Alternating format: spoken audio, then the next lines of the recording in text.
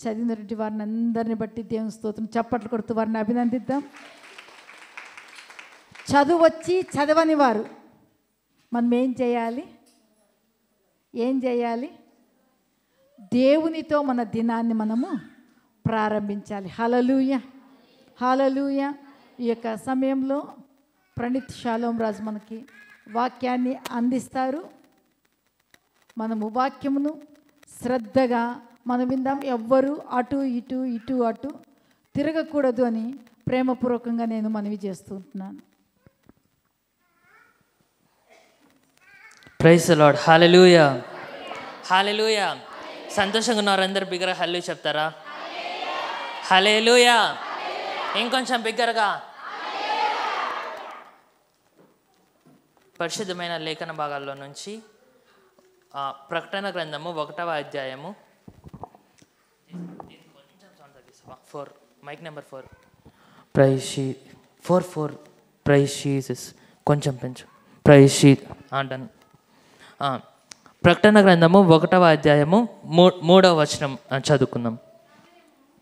సమయము సమీపించినది గనుక ఈ ప్రవచన వాక్యములు చదువువాడును వాటిని విని ఇందులో వ్రాయబడిన సంగతులను గైకొను వారును ధన్యులు.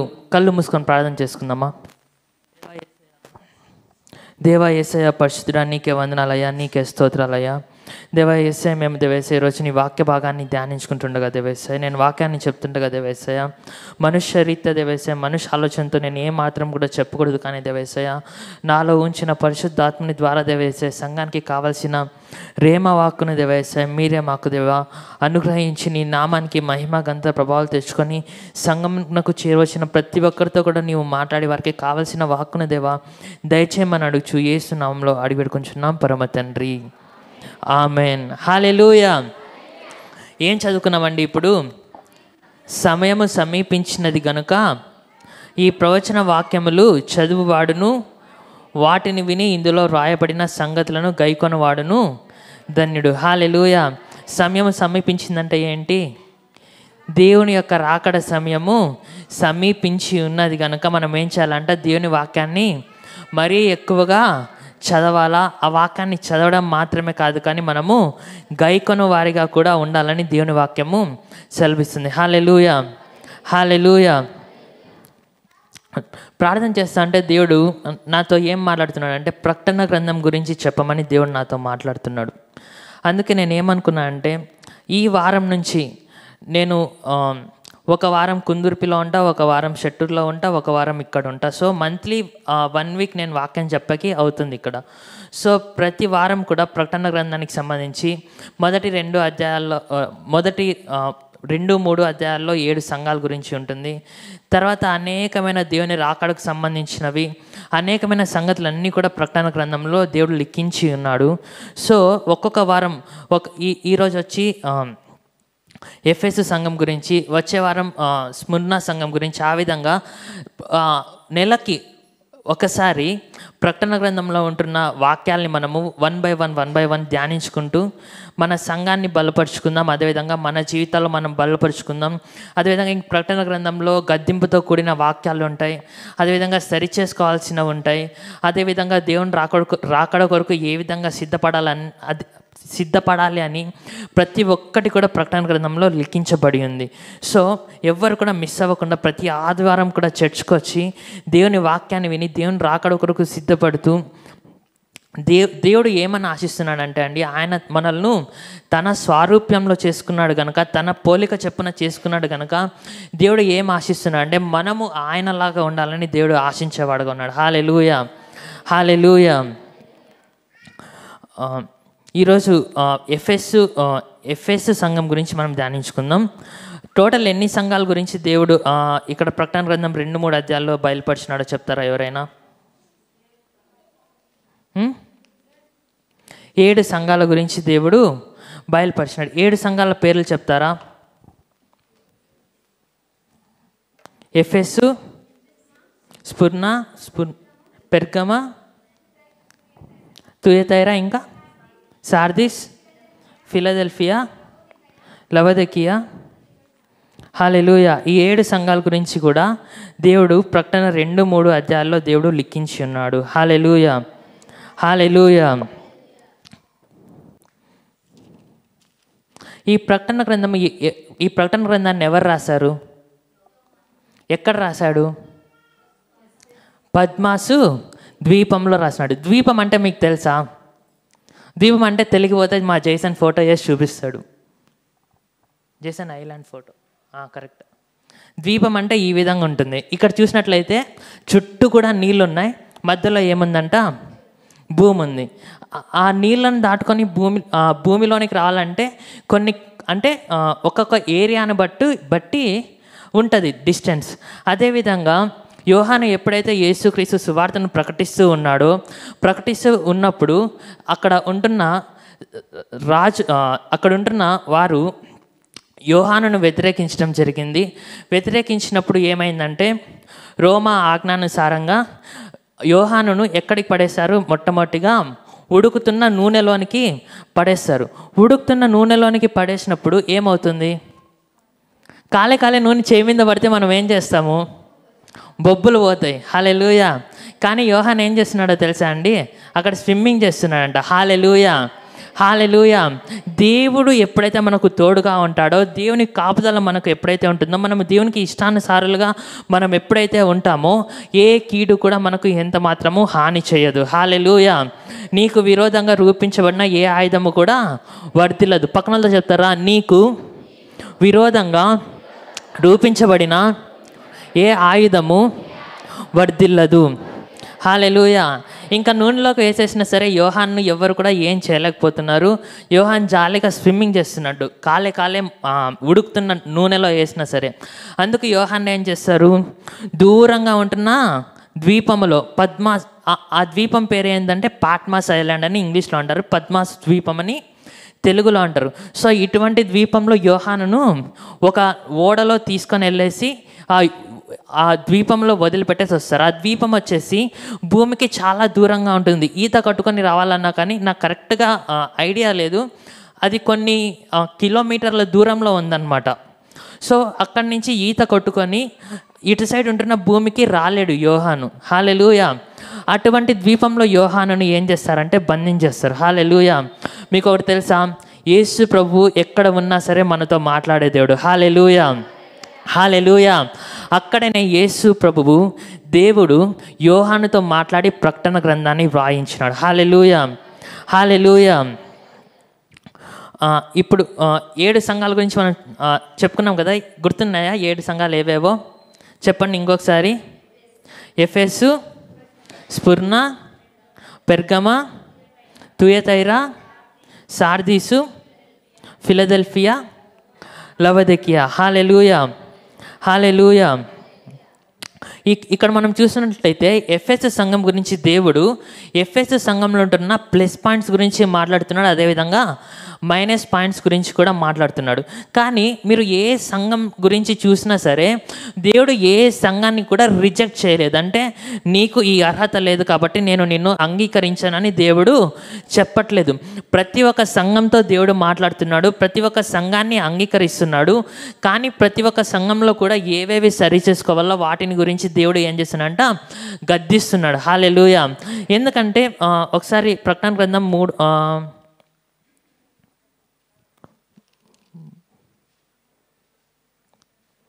ప్రకటన గ్రంథం 3:19 చదువుకుందామా?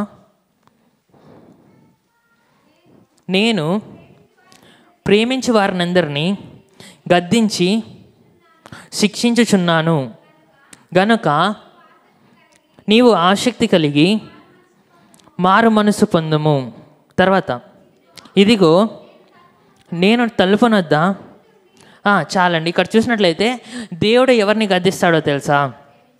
ప్రేమించే వారిని గద్దిస్తాడు. హల్లెలూయా. మిమ్మల్ని దైవజనులు కానీ లేదంటే వాక్యం చదువుతున్నప్పుడు గద్దింపుకు సంబంధించిన వాక్యాలు, ఈ విషయాల్లో నువ్వు మారాలా, ఈ విషయాల్లో నువ్వు మారు మనసు పొందాలని దేవుడు ఎప్పుడైతే మనం చదువుతున్నప్పుడు దేవుడు మాట్లాడినా, దైవజనుల ద్వారా దేవుడు మనతో మాట్లాడినా సరే మనము మొట్టమొదటిగా గమనించాల్సింది ఏంటంటే దేవుడు నన్ను ప్రేమిస్తున్నాడు కాబట్టి నన్ను గద్దిస్తున్నాడు. హల్లెలూయా, హల్లెలూయా. పక్కనలో చెప్పండి, దేవుడు నిన్ను ప్రేమిస్తాడు కాబట్టే గద్దిస్తాడు. హల్లెలూయా. ఎందుకంటే గద్దింపు లేకపోతే సరిచేయబడరు, సరిచేయబడకుంటే సంపూర్ణమైన రక్షణలోనికి ఉండదు, సంపూర్ణమైన రక్షణ రాదు. సంపూర్ణమైన రక్షణ ఎప్పుడైతే రాదో వారు లోకంలోనికి దేవునికి వ్యతిరేకంగా వారు జీవించేవారుగా ఉంటారు. కానీ దేవుడు మనల్ని ప్రేమిస్తున్నాడు కాబట్టి దేవునికి వ్యతిరేకంగా మనము జీవించాలని దేవుడు ఆశించట్లేదు, కానీ దేవునికి ఇష్టానుసారులుగా జీవించాలని దేవుడు మనల్ని గురించి ఆశిస్తున్నాడు. కనుకనే దేవుడు ఏం చేశాడంట, గద్దించేవాడుగా ఉంటున్నాడు. హల్లెలూయా, హల్లెలూయా. అర్థమైందా అండి? గద్దింపు తృణీకరింపు కాదు, కానీ ప్రేమించే వారినే దేవుడు గద్దిస్తాడు. ఇంకా ఇంగ్లీష్లో చూసినట్లయితే హీ కరెక్ట్స్ అని ఉంది, అంటే సరి చేస్తాడంట. హల్లెలూయా. ఆయన గద్దించడం ద్వారా ఏం చేస్తాడంటే ఆయన సరిచేసి, ఇంకొకటి ఎందుకు గద్దిస్తాడంటే ఆయన మనల్ని ప్రేమిస్తున్నాడు. ఆయన మనల్ని ప్రేమిస్తున్నాడు కనుకనే ఆయన మనల్ని తన స్వారూప్యంలో తన పోలిక చొప్పున ఏం చేసినాడు, నిర్మించినాడు. హల్లెలూయా, హల్లెలూయా. నువ్వు ఎక్కడ పడిపోయినావో అక్కడే ఉండాలని దేవుడు ఆశించట్లేదు, కానీ నువ్వు పడిపోయిన స్థితి నుంచి దేవుడు నిన్ను పైకి లేపాలని ఆశిస్తున్నాడు. హల్లెలూయా.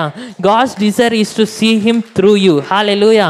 యేసు ప్రభు యొక్క కోరిక, వాంఛ, ఆశ అంతా ఏంటో తెలుసా అండి? మన ద్వారా ఆయనను చూసుకోవాలనుకుంటాడంట. హల్లెలూయా. నువ్వు ఇక్కడ భూమిలో ఉంటావు, భూమిపైన జీవిస్తుంటావు. అన్యుడు వచ్చేసి దేవుని దగ్గర నీవు ఏ విధంగా ఉంటావో చెప్తావా యేసయ్య అంటే, అక్కడ షాలు ఉన్నాడు చూడు, సేమ్ షాలు లాగే నేను ఉంటానని దేవుడు చెప్పాలని ఆశపడుతున్నాడు. హల్లెలూయా. ఆయన స్వారూప్యంలో, ఆయన పోలికలో, ఆయన చిత్తానుసారంగా ఆయన గుణగణాలను, ఆయన లక్షణాలను మనలో చూడాలని దేవుడు ఆశించేవాడుకుంటున్నాడు. హల్లెలూయా. ఎఫెసు సంఘం గురించి మనం ధ్యానించుకుందామా? రెండవ అధ్యాయంలో మనం చదువుకుందామా? 2వ అధ్యాయం 1వ వచనం నుంచి. మైక్ ఇస్తారా? ఇంకొక మైక్.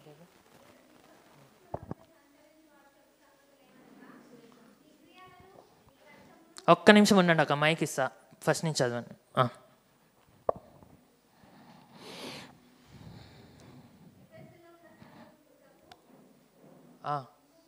ఈలాగు రాయము.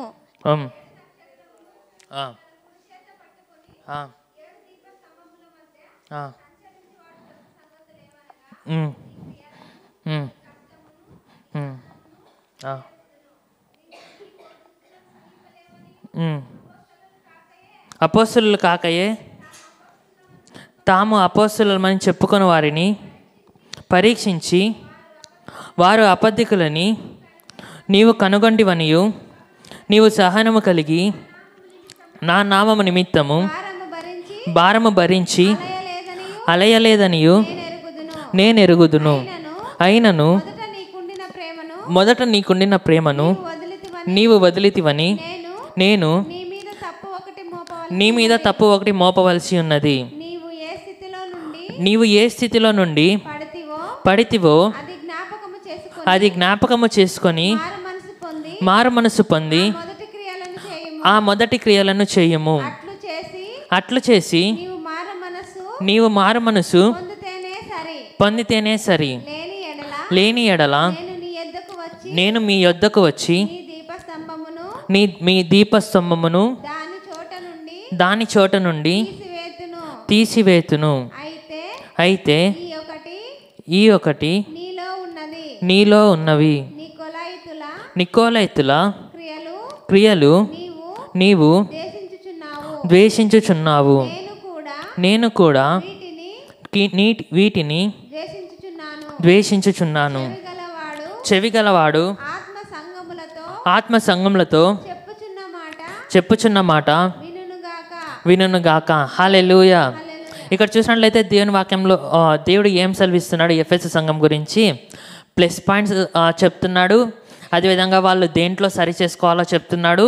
అదేవిధంగా వారికి రావాల్సిన రివార్డ్, అంటే వారికి రావాల్సిన బహుమానం ఏదైతే ఉందో అది దాని గురించి చెప్తున్నాడు. అదేవిధంగా ఆ క్రియను చేయకపోతే నీ యొద్ద నుంచి ఏం తీసేస్తానని దీపస్తంభమును దాని చోట నుండి తీసివేతునని దేవుడు సెలవిస్తున్నాడు. హల్లెలూయా. ఇక్కడ చూసినట్లయితే ఎఫెసు సంఘంలో ఉన్న ప్రోస్ ఏంటంటే వాళ్ళు ఏం చేస్తున్నారంటే క్రియలు చేస్తున్నారు, అదేవిధంగా కష్టపడుతున్నారు, సహనము కలిగి ఉన్నారు, దుష్టులను సహించట్లేదు, అపోస్తులు కాకనే అపోస్తులమని చెప్పుకునే వారిని పరీక్షించి వాళ్ళు అబద్ధికులని కనుక్కుంటున్నారు, అదేవిధంగా అలిసిపోలేదు, అదేవిధంగా నికోలైతుల క్రియలను ద్వేషిస్తున్నారు. హల్లెలూయా. చెప్తారా? క్రియలు చేస్తున్నారు, కష్టపడుతున్నారు, సహనము కలిగి ఉన్నారు, దుష్టులను సహించట్లేదు, అబద్ధ బోధకులను సహించట్లేదు, భారాన్ని భరిస్తున్నారు, అలిసిపోలేదు, నికోలైతుల క్రియలను ద్వేషిస్తున్నారు. హల్లెలూయా. ఈ సంఘంలో ఇవన్నీ కూడా ఏంటంట, వాళ్ళు పర్ఫెక్ట్గా ఈ విషయాలన్నింటిలో కూడా మంచిగా ఉన్నారు. ఈ మంచిగా ఉన్న విషయాలను బట్టి మనం ఏం చేయాలంటే మనం కూడా వీటిలో పర్ఫెక్ట్గా ఉన్నామా లేదా, లేదంటే మనలో ఏవైనా సరి చేసుకోవాల్సిందా అనేది మనం ఏం చేయాలంట మనం పరీక్షించుకొని మనం సరి చేసుకొని క్రైస్తవ జీవితంలో ముందుకు వెళ్ళే వారిగా మనము ఉండాలి. తర్వాత ఎఫెసు సంఘంలో ఉంటున్న మైనస్ పాయింట్ ఏంటి చదువుతారా మళ్ళీ? 4వ వచనం. అయినను మొదట నీకుండిన ప్రేమను నీవు వదిలితివని నేను నీ మీద తప్పు ఒకటి మోపవలసి ఉన్నది. హల్లెలూయా. హల్లెలూయా. ఇక్కడ ఏంటంటే మొదటి ప్రేమ ఏమైందంట, వాళ్ళలో మొదటి ప్రేమ చల్లారిపోతుంది, మొదటి ప్రేమ తగ్గిపోతూ ఉందని తప్పు ఒకటి దేవుడు ఏం చేస్తున్నాడు, మోపుతున్నాడు. హల్లెలూయా. ఈరోజు ఇక్కడ ఉంటున్న 7 సంఘాల గురించి దేవుడు రాస్తున్నాడు కదా, ఆ 7 సంఘాలకు సంబంధించిన వాక్యము సార్వత్రిక సంఘంలో ఉంటున్న ప్రతి ఒక్క సంఘానికి కూడా వర్తిస్తుంది. మనము దానిని చదువుకోవాలా, దాంట్లో ఏమైనా సరి చేసుకునే ఉంటే వాటిని మనం సరి చేసుకుంటూ మనం ముందరకు వెళ్ళేవారిగా ఉండాలి. హల్లెలూయా. ఒకసారి ఈ ఎఫెస్ ప్రాంతం యొక్క చరిత్రను మనం చూసుకున్నట్లయితే ఎఫెస్ ఎక్కడ ఉండేదంటే ముందు పూర్వకాలంలో దానిని మైనర్ ఏషియా అనేవారు, కానీ ప్రస్తుతం అది ఎక్కడ ఉందంటే టర్కీ అనే ప్రాంతంలో ఉంది. ఆ ఎఫెస్ దేనికి ఫేమస్ అంటే ఆ ఎఫెస్ వచ్చేసి రిలీజియస్ ఏమంటారు మత సంబంధమైన టూరిస్ట్ ప్లేస్ అన్నమాట అది ఒకప్పుడు. తర్వాత రోమా ఎంపైర్ కాలంలో అది వచ్చేసి క్యాపిటల్ సిటీ ఎఫెస్. అదేవిధంగా అక్కడ ఒక ఫేమస్ దేవాలయం ఉంది, దాని పేరు ఏంటంటే అంతిమ, ఒకసారి చదువుకుందామా, అపోస్తుల కార్యంలో ఉంటుంది, దాని అపోస్తుల కార్యాలు 19వ వచనంలో దాని గురించి వ్రాయబడి ఉంటుంది.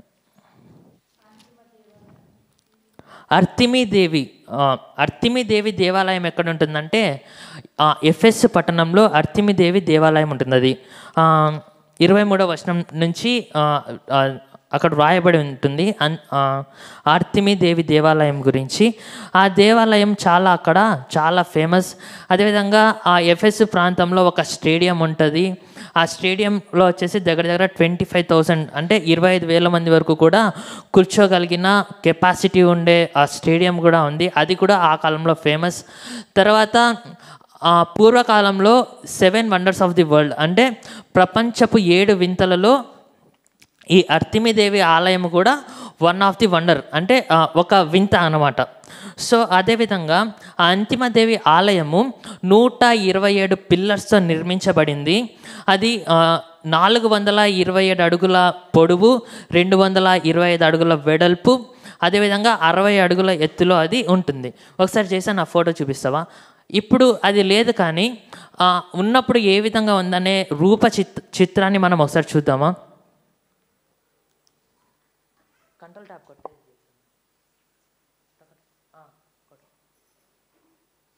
ఎట్లా ఓపెన్ చేయి, డబుల్ క్లిక్ ఇచ్చే.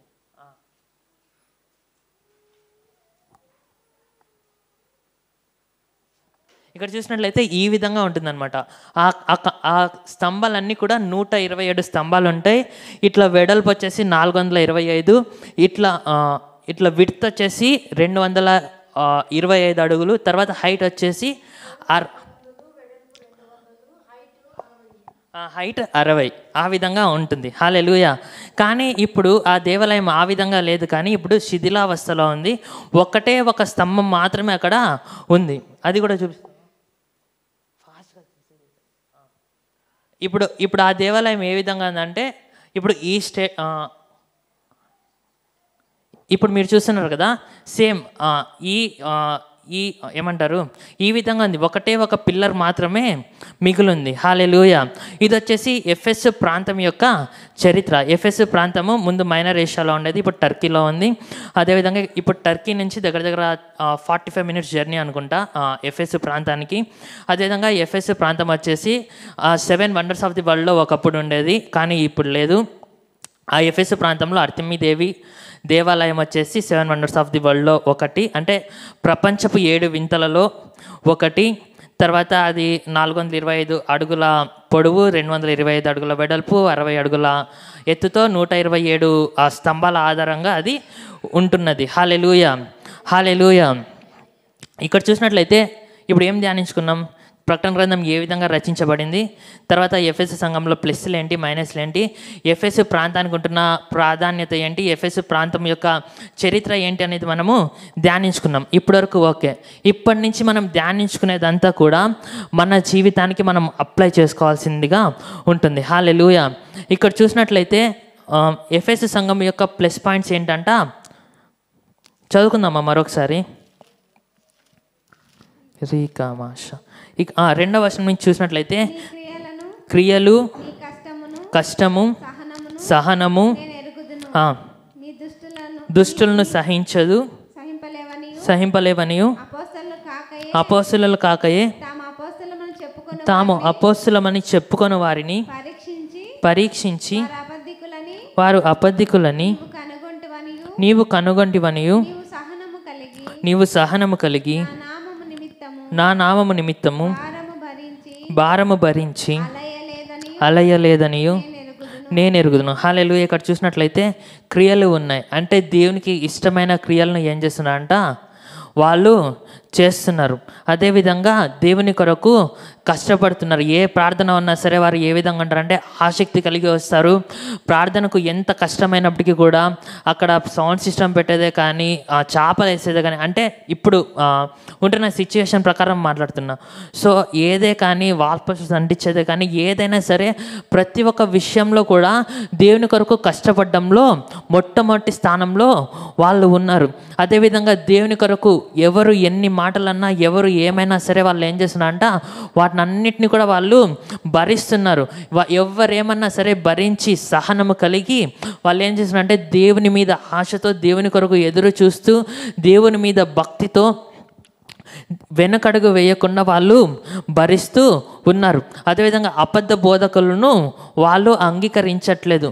వాళ్ళ బోధనలు వాక్యానుసారమైన బోధనలా కాదా, దేవునికి మనుషులకు మధ్యలో సంబంధాన్ని పెంచే బోధలా, లేదంటే దేవునికి అదేవిధంగా మనుషునికి వేరుపరిచే బోధలా అని వారు వివేచించి వారు అబద్ధ అపోస్తులా లేదంటే నిజమైన బోధకులా అని తెలుసుకుంటూ ఉన్నారు. అదేవిధంగా దే కాంట్ బేర్ ఈవిల్, అంటే దుష్టులను వాళ్ళు సహించట్లేదు. కీర్తనలు 1వ అధ్యాయంలో చూస్తాం కదా, దుష్టుల ఆలోచన చెప్పున నడవక, పాపుల మార్గంలో నిలవక, అపహాస్యకులు కూర్చుండు చోటు కూర్చుండక, యెహోవా ధర్మశాస్త్రమందు ఆనందించు దానిని దీవారాత్రములు ధ్యానించేవారు ధన్యులు. హల్లెలూయా.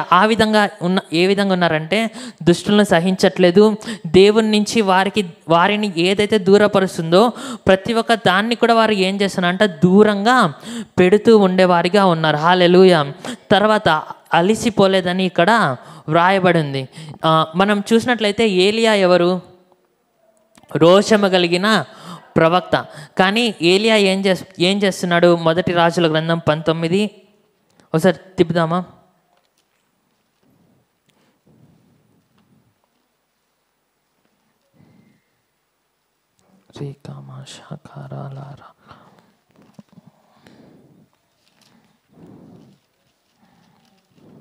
మొదటి రాజుల గ్రంథము 19వ అధ్యాయము 4వ వచనం చదువుకుందామా. తాను ఒక దిన ప్రయాణము అరణ్యంలోనికి పోయి ఒక బదిరీ వృక్షము కింద కూర్చుండి మరణాపేక్ష గలవాడై యెహోవా నా పితరుల కంటే నేను ఎక్కువ వాడను కాను, ఇంత మట్టుకు చాలును, నా ప్రాణము తీసుకొనుమని ప్రార్థన చేశాను. హల్లెలూయా. ఇక్కడ చూసినట్లయితే ఏలియా ఎటువంటి దైవజనుడు అంట? రోషము కలిగిన దైవజనుడు. కానీ రోషం కలిగిన దైవజనుడైన ఏలియాని అలసిపోయి, దేవా నా వల్ల ఇంకా కావడం లేదు, నా వల్ల ఇంకా కావడం లేదు, ఇంకా నన్ను తీసుకొని వెళ్ళిపో, నేను అలసిపోయినాను, నా వల్ల ఇంకా I can't do it anymore అనేసి ఏం చెప్తున్నా అంటే, అలసిపోయి ఇంకా నా జీవితం చాలే తీసుకోపో అని అలసిపోయి ఏలియా ఏం చేస్తున్నాడంట? ప్రార్థన చేస్తున్నాడు తీసుకొని పొమ్మని. కానీ ఇక్కడ ఎఫెసస్ సంఘంలో ఉంటున్న వారు అలిసిపోలేదంట దేవుని కొరకు. హల్లెలూయా, హల్లెలూయా. ఏలియా ఎటువంటి దైవజనుడు?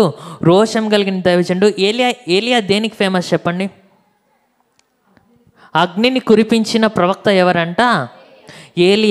ఏలియా ఒక్కడే ఉన్నాడు. తర్వాత బయలు ప్రవక్తలు ఎంతమంది?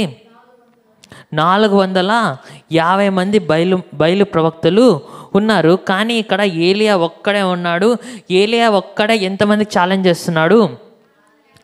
450 మంది ప్రవక్తలకు ఏలియా ఒక్కడే ఛాలెంజ్ చేసి యెహోవాయే నిజమైన దేవుడని వారికి ఎదురుగా నిలబడి అగ్నిని కురిపించిన ప్రవక్త ఎవరంట? ఏలియా. చూసినట్లయితే 450 మంది ఒక పక్క, మనం ఒక పక్క ఉంటే మనం ఏం చేస్తాము? భయపడతాం. మనం ఖచ్చితంగా వీళ్ళతో ఎందుకురా అని ఓటమిని అంగీకరిస్తాం. కానీ ఏలియా ఆ విధంగా అంగీకరించిన వాడు కాదు. కానీ రోషము కలిగి బయలు ప్రవక్తలు 450 మంది, ఇంకా 400 మంది ప్రవక్తలు, అష్టాదేవి ప్రవక్తలు 400 మంది, బయలు ప్రవక్తలు 450 మంది. రిఫరెన్స్ చెప్తావా? మొదటి రాజులు 18:19 వచనం చదువుకుందాం ఒకసారి. అయితే ఇప్పుడు నీవు ఇశ్రాయేలు వారినందరినీ యెజబెలు పోషించుచున్న బయలుదేవత ప్రవక్తలు 480 మందిని, అషేరాదేవి ప్రవక్తలైన 400 మందిని నా యొద్దకు కర్మేలు పర్వతమునకు పిలువనంపమని చెప్పాను. ఈ కథ అందరికీ కూడా తెలిసే ఉంటుంది. సో బ్రీఫ్గా ఎక్స్ప్లెయిన్ చేసుకుంటా వెళ్ళిపోతాను. 450 మంది బయలు ప్రవక్తలు, తర్వాత 400 మంది అషేరు దేవి ప్రవక్తలు ఉంటారు. సో వారు ఏలియాతో ఏం చేస్తాడు? మీ దేవుడు నిజమైన దేవుడా, మా దేవత నిజమైన దేవతనా అని ఛాలెంజ్ చేసినప్పుడు ఏలియా ఏం చేస్తాడు? మా దేవుడే నిజమైన దేవుడు అనేసి ఈ విధంగా బలిపీఠాన్ని కడదాం, ఏ దేవుడైతే అగ్నిని కుమ్మరిస్తాడో ఆ దేవుడే నిజమైన దేవుడు అనేసి ఏలియా ఛాలెంజ్ చేస్తున్నాడు. ఏలియా ఛాలెంజ్ చేసినప్పుడు వాళ్ళు ఏం చేస్తున్నారు? ఫస్ట్ టర్న్ వాళ్ళకే ఇచ్చినారు. ఫస్ట్ మీరే ఏం చేస్తారో చేయండి, నేను తర్వాత చేస్తాననేసి వాళ్ళ బలి, వాళ్ళ యజ్ఞాలు, వాళ్ళ ఏమంటారు, వాళ్ళ కల్చర్ ఏదైతే ఉందో దాన్ని చేసుకోమని వాళ్ళని వదిలిపెట్టేస్తారు. వాళ్ళు ఏం చేస్తున్నారు? వాళ్ళు బలిపీఠాన్ని కట్టి వాళ్ళు తర్వాత కత్తులతో కోసుకుంటా అది చేస్తా ఇది చేస్తా ఉన్నా కానీ ఎటువంటి అగ్ని కూడా దిగలేదు. అందుకు ఏలియా ఏం చెప్తున్నాడు? వాడు దేవుడై ఉన్నాడు పెద్దగా 27వ వచనంలో వాడు దేవుడై ఉన్నాడు పెద్దగా కేకలు వేయుడి, వాడు ఒకవేళ ధ్యానం చేస్తున్నాడేమో, దూరమున ఉన్నాడేమో, ప్రయాణం చేస్తున్నాడేమో, వాడు నిద్రపోతున్నాడేమో, ఒకవేళ లేపవలసి ఉందేమో అని అపహాస్యం చేస్తున్నాడు. హల్లెలూయా. ఇక్కడ చూసినట్లయితే మన హీరో ఒకడు, అక్కడ చూసినట్లయితే 850 మంది ప్రవక్తలు కూడా నిష్టగా వాళ్ళు ధ్యానము ధ్యాస అదేవిధంగా కత్తులతో కోసుకుంటా అది ఇది వాళ్ళ కల్చర్స్ వాళ్ళ ట్రెడిషన్స్ అన్నీ కూడా ఫాలో అవుతున్నప్పటికీ కూడా ఒక్కడే ఒక హీరో ఏం చేస్తున్నాడు? చూడండి అయ్యా, ఆత్మకూరులో ఏమన్నా వస్తున్నాడేమో, బస్సు ఏమన్నా పంచర్ అయిందేమో చూడు, నిద్రపోతున్నాడేమో, ధ్యానం చేస్తున్నాడేమో అని ఏం చేస్తున్నాడంట? అపహాస్యం చేసుకుంటా కామెడీ చేసుకుంటా మాట్లాడుతున్నాడు. హల్లెలూయా. ఒక్కసారి ఆలోచించండి, 850 మంది ఒక పక్క, ఒకరే ఒక పక్క ఉన్నప్పుడు ఈ విధంగా మాట్లాడాలంటే ఎంత ధైర్యం ఉండాలా, ఎంత రోషం ఉండాలా? హల్లెలూయా. కానీ ఇంత రోషము, ఇంత ధైర్యము, ఇంత దమ్ము, ఇంత పట్టుదల ఉంటున్న ప్రవక్త ఏం చేస్తున్నాడంట? ఒక స్త్రీ మాట, ఆ స్త్రీ పేరేంటి? యెజబెలు అనే స్త్రీ. ఒకసారి 19:2 చదువుకుందామా? మొదటి రాజులు 19వ అధ్యాయం 2వ వచనం. యెజబెలు ఒక దూత చేత ఈలియాకు ఈ వర్తమానం పంపించెను. రేపు ఈ వేళకు నేను నీ ప్రాణమును వారిలో ఒకని ప్రాణము వలె చెయ్యని ఎడల దేవుడు నాకు గొప్ప అపాయము కలగజేయునుగాక. ఇక్కడ ఎవరి గురించి చెప్తూ దూతను పంపించింది యెజబెలు? ఆ బయలు ప్రవక్తలను ఏలియా ఏం చేసినాడో ఒకసారి చదువుకుందామా. 18వ వచనం 18వ అధ్యాయం 40వ వచనం చదువుకుందామా. అప్పుడు ఏలియా ఒకరినైనా తప్పించుకొని పోనీయక బయలు ప్రవక్తలను పట్టుకొనుడని వారికి సెలవీయగా జనులు వారిని పట్టుకొనిరి. ఏలియా కీషోను వాగు దగ్గరకు వారిని కొనిపోయి అక్కడ వారిని వధించను. హల్లెలూయా. ఇక్కడ చూసినట్లయితే 450 మందిని ఏం చేస్తున్నాడంట, కీషోను వాగు దగ్గరికి తీసుకొని వెళ్ళి వాళ్ళందరినీ కూడా ఏం చేస్తున్నారు, వధిస్తున్నాడు. అంటే వారినందరినీ కూడా చంపేసి హతము చేసినాడు. హల్లెలూయా. 850 మందితో ఛాలెంజ్ చేసినాడు. ఛాలెంజ్ చేసి వాళ్ళతో గెలిచినాడు ఒక్కడే. మరి కానీ ఆ ఒక్కనితో ఉండేవాడు ఎటువంటి వాడంటే సైన్యములకు అధిపతి యెహోవా భూపరలోకాలని సృష్టించిన దేవుడు. హల్లెలూయా, హల్లెలూయా. అంత ధైర్యం కలిగి, అంత రోషం కలిగి, ఎవరికి భయపడకుండా 450 మందిని కీషోను వాగు దగ్గర వధించేసిన ఏలియా ఏం చేస్తున్నాడంట, ఒక్క స్త్రీ మాటకు ఏం చేస్తున్నాడంట విని భయపడి విసుగు చెందేసి అలిసిపోయి ఏం చేస్తున్నాడంట, ఇంకా ఇంతవరకే చాలు, నన్ను ఇంకా తీసుకోపోమ్మని దేవునితో సెలవిస్తున్నాడు. హల్లెలూయా. ఇక్కడ ఎసెన్స్ ఏంటంటే గొప్ప గొప్ప ప్రవక్తలు కూడా అలిసిపోయారు, కానీ ఎఫెసు సంఘంలో ఉంటున్న వారు ఏమాత్రము కూడా అలిసిపోలేదు, ఏమాత్రము కూడా నిరుత్సాహము చెందలేదు. హల్లెలూయా. ఆ విధంగా మనము ఉండాలని దేవుడు ఆశిస్తున్నాడు. హల్లెలూయా. ఉండాలని చెప్తే సరిపోదు కదా. సో ఈ కథ ఎందుకు అంటే ఈ సందర్భం ఎందుకు తీసుకొచ్చానంటే, ఏలియా పక్షాన ఉంటున్నవాడు ఎవరంట, సైన్యములకు అధిపత్యగు యెహోవా. నీ పక్షాన నా పక్షాన ఉన్నవాడు కూడా ఎవరు, సైన్యములకు అధిపత్యగు యెహోవా. కానీ నీకు కూడా కొన్నిసార్లు నీ ఆత్మీయ జీవితంలో కొన్ని ఒడిదుడుకులు, అదేవిధంగా శారీరకమైన కుటుంబ జీవితంలో, అదేవిధంగా నీ చదువులో, నీ ఫైనాన్షియల్ సిచ్యుయేషన్స్లో, నీ ఉద్యోగ సిచ్యుయేషన్స్లో, అదేవిధంగా నీ కుటుంబ సందర్భాల్లో కొన్నిసార్లు విరక్తి చెందేసి ఇంకా నా వల్ల కాదు, నేను ఇంకా చనిపోతాను, నా వల్ల కాదు, ఇంకా నేను దేవుణ్ణి వదిలేస్తాను, నా వల్ల కాదు, ఇంకా నేను ప్రార్థన చేసుకోలేను, నా వల్ల కాదు, నేను ఇంకా బైబిల్ చదువుకోలేను, నేను ఇంత బైబిల్ చదువుతున్నా, ఇంత ప్రార్థన చేస్తున్నా, నా జీవితంలో కార్యం జరగట్లేదు కదా, నేను ఇంత భక్తిగా ఉన్నా, నా జీవితంలో ఏమీ అవ్వట్లేదు కదా అని నిరుత్సాహం చెంది ఇంకా చాలు, ఇంకా చనిపోవడం మేలు అని అనుకుంటున్నావేమో. నా పిల్లలు మారట్లేదు, నా భర్త మారట్లేదు, నా భర్త తాగుడు నుంచి విడుదల పొందట్లేదు, నా పిల్లలు దేవునికి వ్యతిరేకమైన జీవితాన్ని జీవిస్తున్నారు, త్రాగుడులో, వ్యభిచారంలో చాలా హీనమైన స్థితిలో ఉన్నారని నీవు బాధపడుతున్నావేమో. కానీ దేవుడు ఏం సెలవిస్తున్నాడో ఒకసారి చూద్దామా. 1 రాజులు 19:7. అయితే యెహోవా దూత రెండవ మారు వచ్చి అతన్ని ముట్టి, నీ శక్తికి మించిన ప్రయాణము నీకు సిద్ధమై ఉన్నది, నీవు లేచి భోజనము చేయమని చెప్పినప్పుడు అతడు లేచి భోజనము చేసి ఆ భోజనపు బలము చేత 40 రాత్రింబగలు ప్రయాణము చేసి దేవుని పర్వతం అని పేరు పెట్టబడిన హోరేబునకు వచ్చి. హల్లెలూయా. ఇక్కడ చూసినట్లయితే నా వల్ల కాదు, నేను ఇంకా అలసిపోయినా, నేను ఇంకా చనిపోదాం అనుకుంటున్నాను, నా ప్రాణాన్ని తీసేసుకో, నేను మరణాపేక్ష గలవాడినై ఉన్నాను, నా జీవితం మీద నా హోప్స్ అన్నీ కూడా వదులుకున్నాను, నా కుటుంబంలో ఉంటున్న వీరు ఈ విధంగా ఉన్నారు, నా కొడుకు మీద నా హోప్స్ అన్నీ కూడా వదులుకున్నాను, నా భర్త మీద నాకున్న నిరీక్షణ అంతా కూడా వదులుకున్నాను, నాకున్న ఆశలన్నీ కూడా వదులుకున్నాను, వాళ్ళు ఇంకా మారరు, నా జీవితం బాగుపడదు, నా జీవితంలో నేను పైకి రాలేనేమో, నా జీవితంలో ఎక్కడ చూసినా కానీ నష్టాలే ఉన్నాయని నువ్వు అనుకుంటున్నావేమో. కానీ దేవుని వాక్యం ఈరోజు ఏం సెలవిస్తుందంటే, నీ శక్తికి మించిన ప్రయాణము నీకు సిద్ధమై ఉన్నది. హల్లెలూయా, హల్లెలూయా. నమ్మేవారు బిగ్గరగా హల్లెలూయా చెప్తారా? ఇంకొంచెం బిగ్గరగా చెప్తారా? హల్లెలూయా. ఈరోజు వచ్చుంటున్న ప్రతి ఒక్కరితో కూడా దేవుడు ఏం మాట్లాడుతున్నాడంటే, నీ శక్తికి మించిన ప్రయాణము సిద్ధమై ఉన్నది. హల్లెలూయా. నీవు ఇన్ని రోజులు అలసిపోయావేమో, నీవు ఇన్ని రోజులు చాలా సిచ్యుయేషన్స్లో నలిగిపోయినావేమో, చాలా సిచ్యుయేషన్స్లో ఇంకా ప్రాణాన్ని తీసుకుందామన్నంత నిరుత్సాహంలోనికి నీవు వెళ్ళిపోయినావేమో. కానీ ఈరోజు దేవుడు సెలవిస్తున్నాడు, నేను నీతో ఉన్నాను, నేను నీతో ఉన్నాను, నేను నీతో ఉన్నాను, నేను నిన్ను విడువను, నేను నిన్ను ఎడబాయను.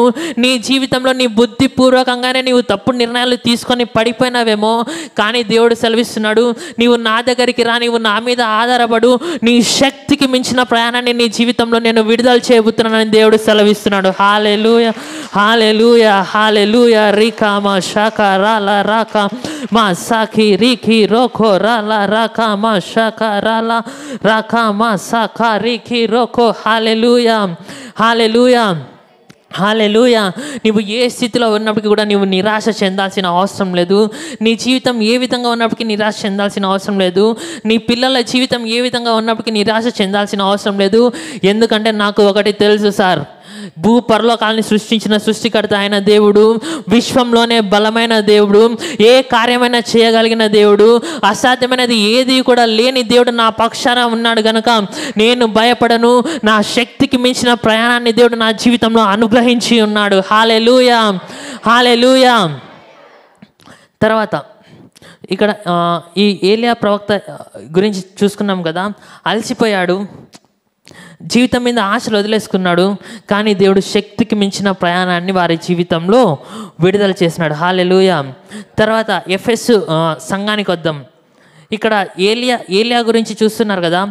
ఏలియా దేవుని కొరకు పని చేసినాడు, రోషము కలిగి ఉన్నాడు. ఏలియా దేవుని కొరకు కష్టపడినాడు. అదేవిధంగా ఇక్కడ కొంచెం ఏమైందంటే కొంచెము ఇంకా అలసిపోయినాడు. సో విరక్తి వచ్చేసింది. కానీ విరక్తి వచ్చి అలసిపోయి కింద పడిపోతాను, ఇంకా మరణం అయిపోతాననే ఏలియాని దేవుడు ఏం చేసినాడంటే మరి పైకి లేపినాడు. హల్లెలూయా. అదేవిధంగా ఇక్కడ ఉంటున్న అగాపే కల్వరి చర్చిలో ఉంటున్న ప్రతి ఒక్క విశ్వాసిని కూడా దేవుడు పైకి లేపును గాక.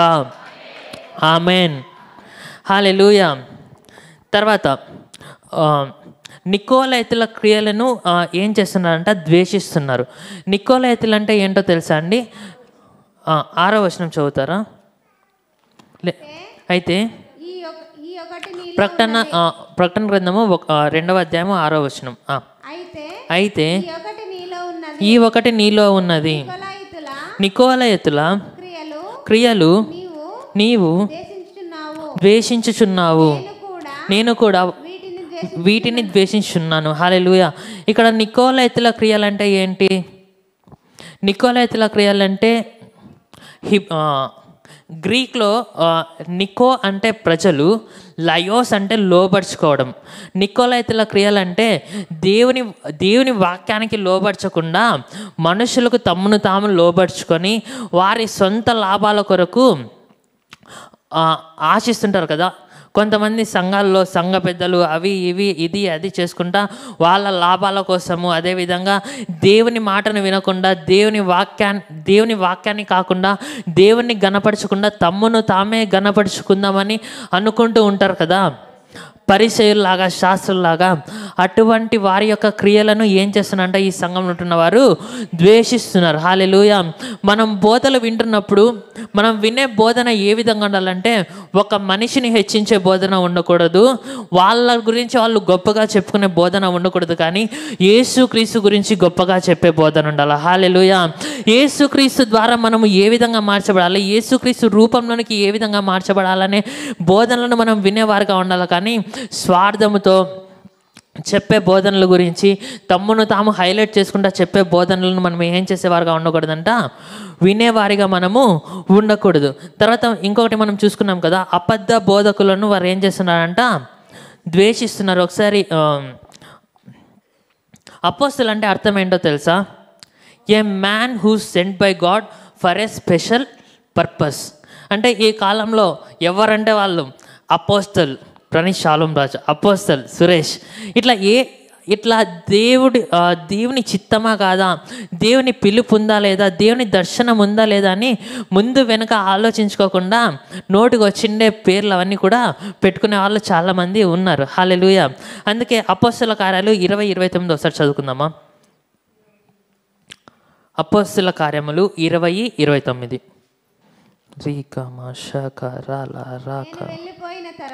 నేను వెళ్ళిపోయిన తర్వాత క్రూరమైన తోడేళ్ళు మీలో ప్రవేశించునని నాకు తెలియను. వారు మందను కనికరింపరు మరియు శిష్యులను తమ వెంట ఈడ్చుకొని పోవలెనని వంకర మాటలు పలుకు మనుషులు మీలోనే బయలుదేరుదురు. హల్లెలూయా. మనము ఏ విధంగా ఆలోచించాలంటే ఏ బోధలు విన్నా సరే, అందుకే మనము పర్సనల్గా మనం బైబిల్ ఎప్పుడు కూడా చదువుతూనే ఉండాలి. వేరే వాళ్ళ బోధల మీద మనము ఆధారపడే వారిగా మనము ఉండకూడదు. మనం ఎప్పుడైతే మనకు దేవునికి పర్సనల్ కనెక్షన్ ఎప్పుడైతే ఉంటుందో మనము అటువంటి బోధలను మనము ఈజీగా మనకు దేవునికి మధ్యలో ఎప్పుడైతే వ్యక్తిగత సంబంధం ఉంటుందో అప్పుడు మనం ఏం చేసేవారు అంటామంట, అబద్ధ బోధలను మనము ఏం చేసేవారు అంటామంటే ఏది నిజమైన బోధ, ఏది అబద్ధమైన బోధ అని మనము తెలుసుకునే వారిగా కనిపెట్టే వారిగా మనము ఉంటాం. హల్లెలూయా. ఇక్కడ చూసినట్లయితే ఒకసారి ఎన్నికిరా 28 పెట్టు 29. ఇక్కడ చూసినట్లయితే నేను వెళ్ళిపోయిన తర్వాత క్రూరమైన తోడేళ్ళు మీలో ఉండక నేను చెప్తున్నా ప్రవేశించినని నాకు తెలియను. వారు మందను కనికరింపరు. హల్లెలూయా. తర్వాత నెక్స్ట్, మరియు శిష్యులను తమ వెంట ఈడ్చుకొని పోవాలని వంకర మనుషులు మీలోనే బయలుదేరుదురు. హల్లెలూయా. ఇక్కడ చూసినట్లయితే ఏమంట 29 పెట్టు. ఇక్కడ చూసినట్లయితే ఏమంట, క్రూరమైన తోడేళ్ళు మీలో ప్రవేశించును, అవి మందను కనికరింపవు. హల్లెలూయా. ఏ విధంగా ఉంటారంటే మన సంఘంలోనే ఉంటారు, కానీ మన ఆత్మీయ తల్లిదండ్రుల గురించే తప్పుగా మాట్లాడుతుంటారు. మన సంఘంలోనే ఉంటారు, దేవుని నమ్ముకున్నట్లుగానే ఉంటారు, కానీ సినిమాకి పోదాంరా అని చెప్తుంటారు. నిదానంగా ఆత్మీయ తల్లిదండ్రుల నుంచి, అదేవిధంగా నిదానంగా దేవుని నుంచి దూరం చేసే మాటలు చెప్పే వాళ్ళని ఏమంటున్నా అంటే అబద్ధ బోధకులని చెప్తున్నాడు. హల్లెలూయా. ఆ బోధన వల్ల నీకు దేవునికి ఉంటున్న కనెక్షన్ దూరం అయిపోతున్నా, కట్ అయిపోతున్నా. అది ఏంటంట, అబద్ధ బోధ. హల్లెలూయా. తర్వాత ఇంకా కొన్ని బోధలు మనం వింటాం. నువ్వు ఏ విధంగా అయినా ఉండొచ్చు, నువ్వు క్రైస్తవునిగా ఉండి నువ్వు ఎటువంటి పాపమైనా చేయొచ్చు, నీవు మాత్రము పరలోకానికి పోతావని కొంతమంది చెప్పేవారిగా ఉంటారు. సో అటువంటి బోధలను మనము ఎంకరేజ్ చేసేవారిగా మనము ఉండకూడదు. మనం ఎటువంటి పాపము చేసినప్పటికీ, మనం ఎటువంటి స్థితిలో ఉన్నప్పటికీ కూడా దేవుడు మనల్ని ప్రేమిస్తాడు. దేవుని ప్రేమ మన పైన ఎన్నటికీ కూడా మారదు. కానీ దేవుని చిత్తము నువ్వు ఏ విధంగా ఉన్నా ఉండొచ్చు, నువ్వు ఎటువంటి పాపమైనా చేయొచ్చు, నువ్వు పరలోకానికి నువ్వు వారసుడి అని దేవుని చిత్తము కాదు అని దేవుడు చెప్పట్లేదు. దేవుని చిత్తము కూడా కాదు. గనక దేవుని వాక్యంలో ఉంది కదా, నేను పరిశుద్ధుడనై ఉన్న ప్రకారము మీరు కూడా పరిశుద్ధులై ఉండాలి. హల్లెలూయా. దేవుని వాక్యానుసారంగా, దేవుని నీతిలో, దేవుని పరిశుద్ధతలో నడిపే బోధలను మాత్రమే మనం ఏం చేసేవారుగా ఉండాలంట, అనుసరించేవారుగా ఉండాలి. ఈ మధ్యకాలంలో మనం చూసినట్లయితే యెహోవా సాక్షులు, బ్రెన్హామెట్స్, తర్వాత మోర్మన్స్, తర్వాత జింగిల్జా, తర్వాత సబ్బాత్ ఆచరించకుంటే పరలోకం లేదంటే శనివారం పూట్ల సబ్బాత్ ఆచరించకపోతే పరలోకం లేదు, అదేవిధంగా సున్నతి లేకపోతే పరలోకం లేదు. దీని గురించి మరీ పౌలు గారు దీని గురించి క్లియర్గా రాసి ఉన్నాడు. ఆత్మీయమైన రక్షణ గురించి ఈ విధంగా అంతా కూడా రాసి ఉన్నాడు. దాని గురించి మరి ఎప్పుడైనా మాట్లాడుకుందాం. హల్లెలూయా. శరీరంతో పాపం చేస్తే తప్పేం లేదు, ఆత్మను మాత్రమే పరిశుద్ధంగా ఉంచుకుంటే చాలనే ఇటువంటి దుర్బోధలన్నీ కూడా ఈ లోకంలో చాలా ఉన్నాయి. అటువంటి దుర్బోధలను మనం ఏం చేయకూడదంట, అంగీకరించకూడదు. హల్లెలూయా. తర్వాత ఇంకా కొన్ని బోధలు ఉంటాయి. త్రిత్వం మనం ఏం నమ్ముతామంట, త్రిత్వాన్ని నమ్ముతాం. తండ్రి, కుమార, పరిశుద్ధాత్మ దేవుడు ఒక్కడే అని మనము నమ్ముతాం. కొన్ని బోధలు ఏ విధంగా ఉంటాయంటే, యేసుక్రీస్తు ప్రవక్తగా మాత్రమే వచ్చాడు, తండ్రి వేరు, పరిశుద్ధాత్ముడు వేరు, యేసుక్రీస్తు వేరు అని సపరేట్గా చేసే బోధలన్నీ కూడా ఉంటాయి. ఆ బోధలన్నింటినీ కూడా మనం ఏం చేసేవారుగా ఉండకూడదంటే, అంగీకరించే వారిగా మనము ఉండకూడదు. ఒకసారి యోహాను సువార్త 4వ అధ్యాయం 1వ వచనం చదువుకుందామా.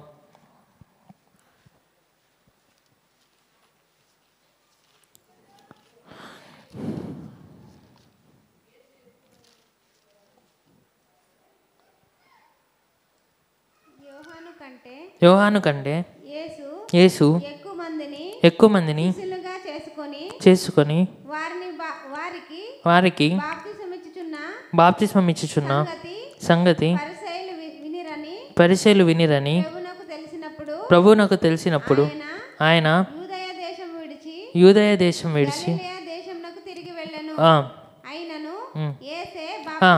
చాలండి. హల్లెలూయా. ఇక్కడ చూసినట్లయితే సారీ, మొదటి యోహాను పత్రిక 4:1. అదే ఎక్కడో మిస్ అవుతుంది అనుకుంటున్నా, సారీ. మొదటి యోహాను 4:1. ప్రియులారా, అనేకులైన అబద్ధ ప్రవక్తలు లోకంలోనికి బయలు వెళ్ళి ఉన్నారు గనక ప్రతి ఆత్మను నమ్మక ఆయా ఆత్మలు దేవుని సంబంధమైనవో కావో పరీక్షించుడి.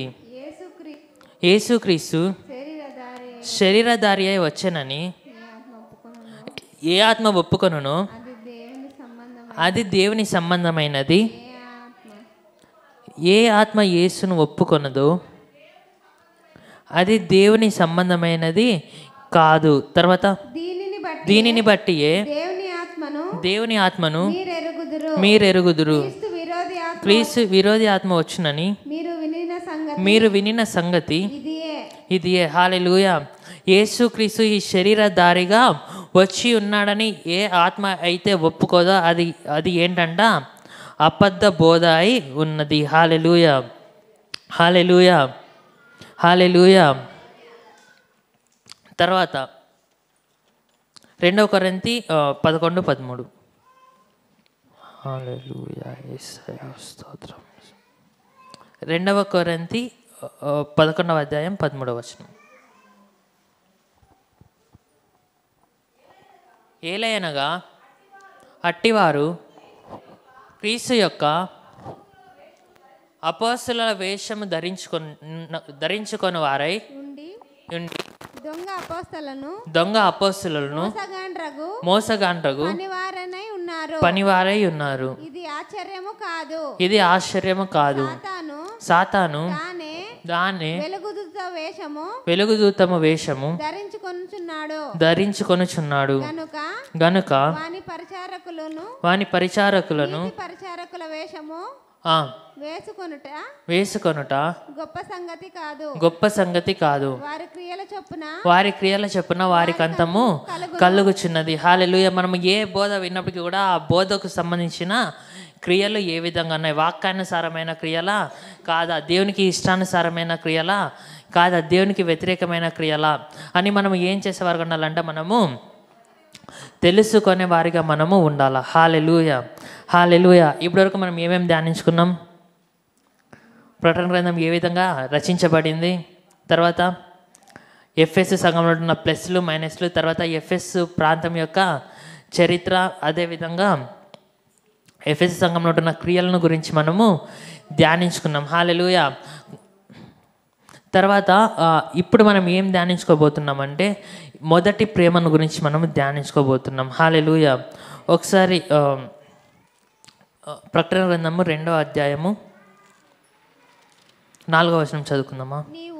నీవు ఏ స్థితిలో నుండి పడితివో అది జ్ఞాపకము చేసుకొని మారు మనసు పొంది ఆ మొదటి క్రియలను చేయుము.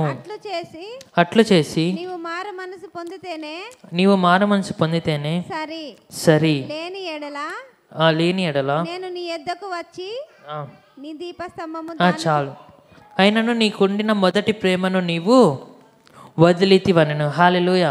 మొదటి ప్రేమ అంటే ఏంటి? ఫస్ట్లో దేవుని నమ్ముకున్నప్పుడు దేవుని పైన మనకి ఏ విధంగా ఉంటుంది ప్రేమ? అమితమైన ప్రేమ ఉంటుంది. మనం ఏం చేస్తాం? 24 గంటలు బైబిల్ చదువుతాం. ఎప్పుడు టైం దొరికితే అప్పుడు మనము ప్రార్థన చేస్తాం. సంఘంలో ఏ ప్రోగ్రాం ఉన్నా సరే ఫస్ట్ లైన్లో వచ్చి మనమే కూర్చుంటాం. సంఘంలో ఏ కార్యక్రమం ఉన్నా సరే ఆ కార్యక్రమానికి మనము తప్పకుండా అటెండ్ అయ్యే వాళ్ళగా మనము ఉంటాం. ఎప్పుడు? దేవుని నమ్ముకున్న మొదట్లో. కానీ రాను రాను దేవుని పైన ఉంటున్న ప్రేమ తగ్గుతా ఉందా పెరుగుతా ఉందా అనేది మనకు మాత్రమే తెలుసు. నువ్వు ముందు ప్రార్థన చేసుకున్నట్లుగా ప్రార్థన చేసుకుంటున్నావా? నువ్వు ముందు దేవుణ్ణి ప్రేమించినట్లుగా నువ్వు ప్రేమిస్తున్నావా? నువ్వు ముందు బైబిల్ చదివినట్లుగా నువ్వు బైబిల్ చదువుతున్నావా? నువ్వు ముందు ఏ విధంగా సంఘ కార్యక్రమాలన్నిటికీ కూడా ఆసక్తి కలిగి వచ్చేవాడివో అదేవిధంగా ఇప్పుడు కూడా నువ్వు ఆసక్తి కలిగి వస్తున్నావా అనేది మనల్ని పరీక్షించుకునే వారిగా ఉండాలి. తర్వాత ప్రేమ బైబిల్లో చాలా ఇంపార్టెంట్ టాపిక్. అంటే బైబిలే ప్రేమ, దేవుడే ప్రేమ అయి ఉన్నాడు, దేవుడు మనల్ని ప్రేమిస్తున్నాడు. హల్లెలూయా. అదేవిధంగా మనము దేవుణ్ణి ప్రేమిస్తున్నాము. అదేవిధంగా ధర్మశాస్త్రాన్ని అంతటినీ కూడా దేవుడు ఒక్క మాటలో చెప్పి ముగిస్తున్నాడు. ఏం చెప్తున్నాడు దేవుడు? గలతీయులకు రాసిన పత్రిక 5:14 చూసుకుందామా?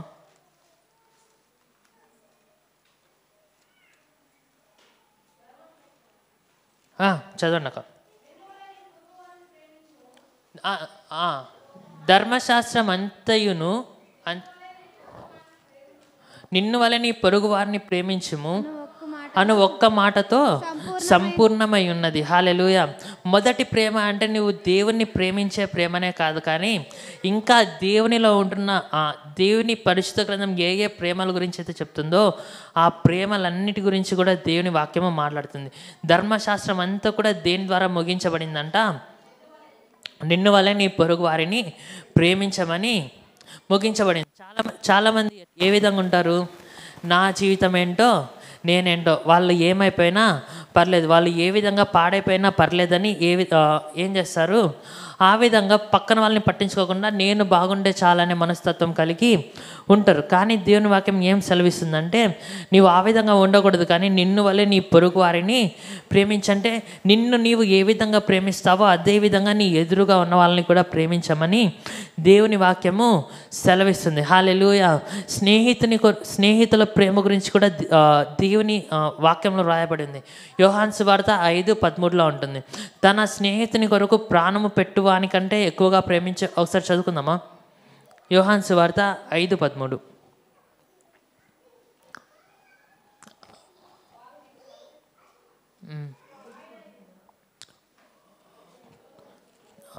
స్నేహితుని గురించి ఉన్నాం కదా.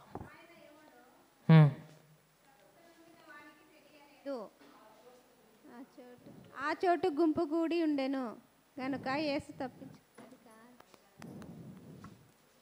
ఒక్క నిమిషం.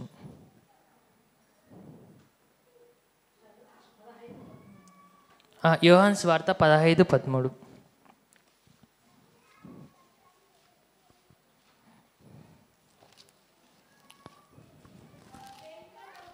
తన స్నేహితుల కొరకు తన ప్రాణం పెట్టువారి కంటే ఎక్కువైన ప్రేమ గలవాడెవడు లేడు. హల్లెలూయా. ఇక్కడ చూసినట్లయితే యేసుక్రీస్తు మన కొరకు ఏం చేస్తాడంట? ప్రాణం పెట్టి తన ప్రేమను ఆయన నిరూపించుకున్నాడు. హల్లెలూయా. హల్లెలూయా. తన స్నేహితుని కొరకు ప్రాణం పెట్టువానికంటే ఎక్కువైన ప్రేమ గలవాడు ఎవరు లేరు. హల్లెలూయా. యేసుక్రీస్తు మనల్ని ఏ విధంగా ప్రేమిస్తున్నాడు అంటే ఆ విధంగా ప్రేమిస్తున్నాడు. అదేవిధంగా మనము కూడా అందరినీ ప్రేమించాలని దేవుడు ఆశిస్తున్నాడు. హల్లెలూయా. హల్లెలూయా. అదేవిధంగా ఎఫెస్ ప్రాంతంలో ఇంకా ఉన్నారు, ఇంకా కొంతమంది దేవుని జనాలు ఉన్నారు. వాళ్ళు ఎవరంటే అకులా, ప్రిస్కిల్లా. అదేవిధంగా ఎఫెస్ ప్రాంతంలో పౌలు 3 సంవత్సరాలు పరిచర్య చేసినాడు. అదేవిధంగా తిమోతి కూడా ఎఫెస్లో పరిచర్య చేసినాడు. అదేవిధంగా యోహాను కూడా చివరి దినాల్లో పరిచర్య చేసినట్లుగా మనము చూస్తున్నాం. హల్లెలూయా. ఇంతటితో నేను వాక్యాన్ని ముగిస్తున్నా. ఇప్పటివరకు మనం ఏం ధ్యానించుకున్నాం? ఎఫెస్ సంఘం గురించి మనము ధ్యానించుకున్నాం. ఎఫెస్ సంఘము ఏ విషయాల్లో మంచిగా ఉంది చెప్తారా? మర్చిపోయినారా అప్పుడే?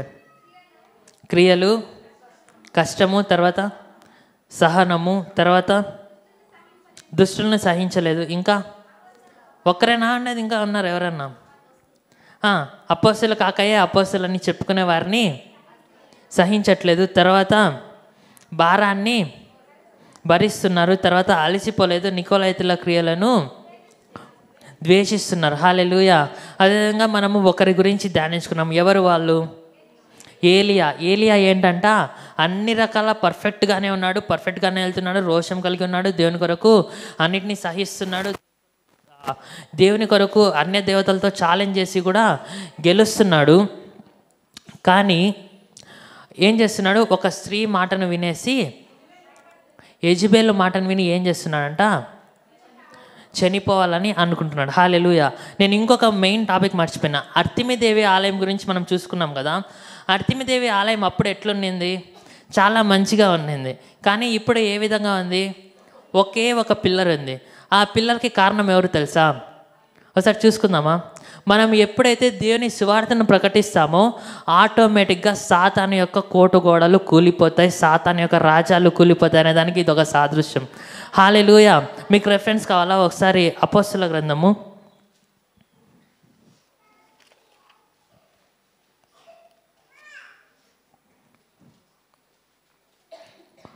19వ అధ్యాయం, అపోస్తలుల కార్యములు 19వ అధ్యాయం 23వ వచనం నుంచి చదువుకుందాం. ఆ కాలమందు క్రీస్తు మార్గమును గూర్చి చాలా అల్లరి కలిగెను.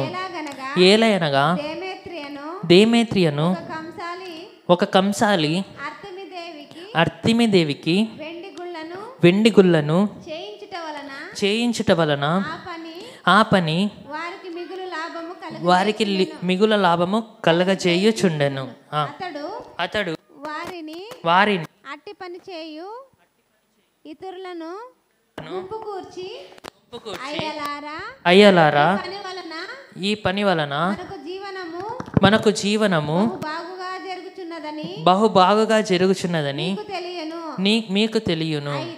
అయితే చేతులతో చేయబడినవి దేవతలు కావని ఈ పౌలు చెప్పి ఎఫెసులో మాత్రము కాదు, దాదాపు ఆసియా యందంతటా బహుజనమును ఒప్పించి త్రిప్పియున్న సంగతి మీరు చూసి విని ఉన్నారు.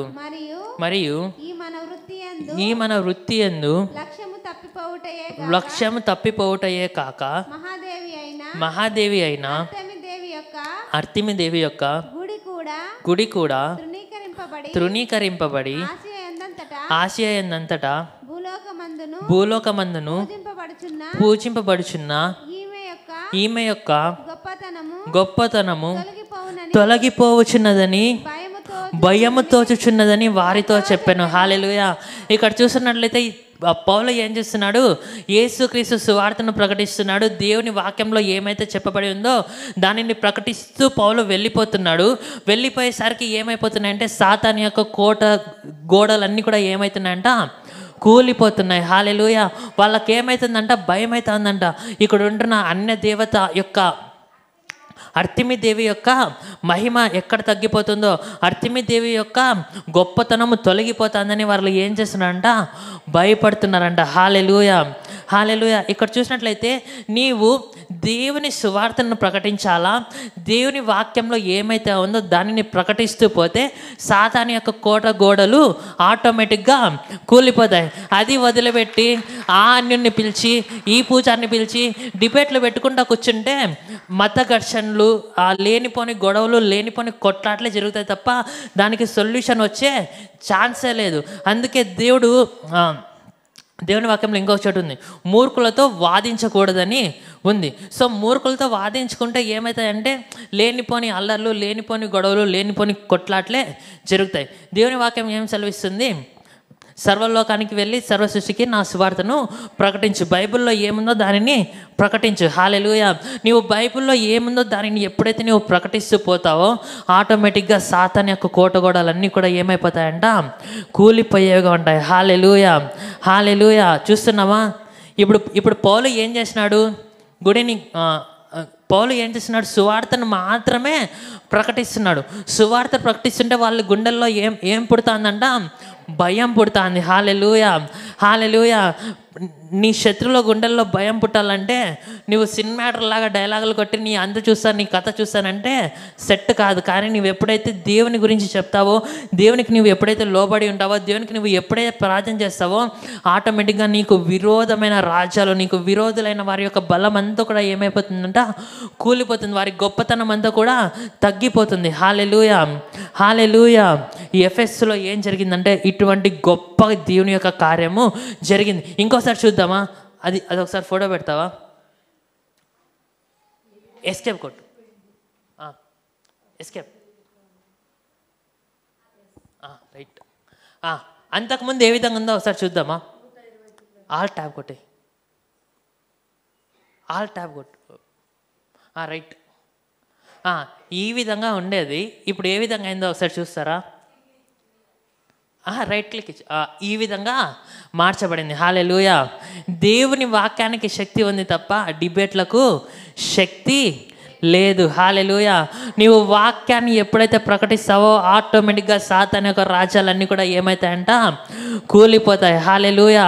కాబట్టి సేవకులైన మేము ఏం చేయాలంటే డిబేట్లకు వెళ్ళకూడదు, కానీ దేవుని యొక్క రాజ్యాన్ని ప్రకటిస్తూ పోతే సాతాను యొక్క కోటగోడలన్నీ కూడా ఏమవుతాయంట, కూలిపోతాయి. హల్లెలూయా, హల్లెలూయా. మనమందరూ కూడా మోకరించుకుందామా?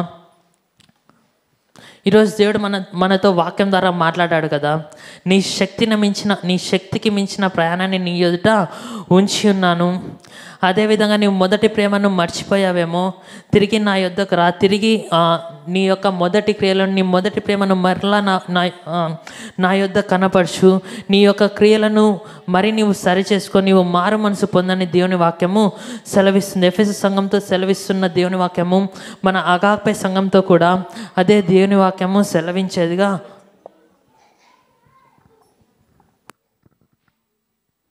Thank you. Hallelujah, hallelujah. Jesus, hallelujah, hallelujah. దేవా మీకే స్తోత్రాలు, దేవా మీకే స్తోత్రాలు, యేసయ్యా మీకే స్తోత్రాలు. ప్రభా నీ క్రియలు చేయువాడిగా నన్ను చెయ్యి. నీ కొరకు నే తండ్రి, నీ పరిచర్యలో, నీ సంఘములో, నీ మందిరంలో, నీ సేవలో కష్టపడేటువంటి వ్యక్తిగా నన్ను చెయ్యి. నీ కొరకు నేను నైనా సహనము కలిగినటువంటి వ్యక్తిగా నన్ను చేయి. ప్రతి ఒక్కరు అడుగుదామా యేసయ్యను. ప్రభా దుష్టులను, దుష్టత్వాన్ని, దేనిని కూడా సహించుకోకుండా దైవత్వాన్ని నేను కలిగి జీవించాలి యేసయ్యా.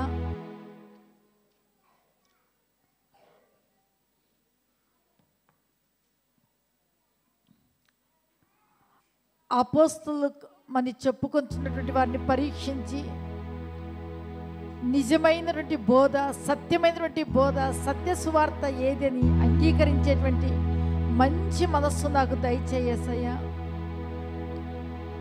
నీ కొరకు భారంను భరిస్తూ అలిసిపోయినటువంటి వ్యక్తిగా, చురుకైనటువంటి వ్యక్తిగా నాయన నన్ను చెయ్యి. నాలో నికోలాయితుల బోధ, విగ్రహారాధనకు సంబంధించిన ఏ బోధ, అన్య బోధ ఏదీ లేకోకుండా స్వామి దేవా, క్రీస్తు యేసు యొక్క బోధ, సత్య సువార్త, కృపా వాక్యమునకు నేను చెవియొగ్గాలి యేసయ్యా. ఆది కాండము నుండి ప్రకటన గ్రంథం వరకు బైబిల్ ఏదైతే బోధిస్తుందో ఆ బోధకు నేను విధేయుడిని కావాలి. నా జీవితాన్ని నేను క్రమపరుచుకుంటానయ్యా. నా జీవితాన్ని నేను సరిదిద్దుకుంటానయ్యా. నా జీవితాన్ని నేను క్రీస్తులో రూపించుకుంటానయ్యా. అట్టి కృపను నాకు దయచేయి ప్రభువా.